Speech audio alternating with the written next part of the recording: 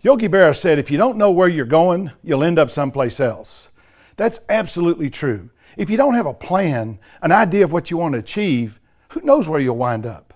People who set goals and understand their power are much more effective than those who don't.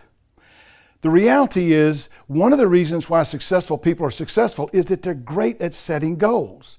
In 1979, in the Harvard Business MBA program, students were surveyed about their future plans. The majority of people, 84%, had no specific goals. Now, 13% said they had goals, but they had nothing in writing. 3% actually had written goals. So they surveyed these exact same people 10 years later. Here's what they learned.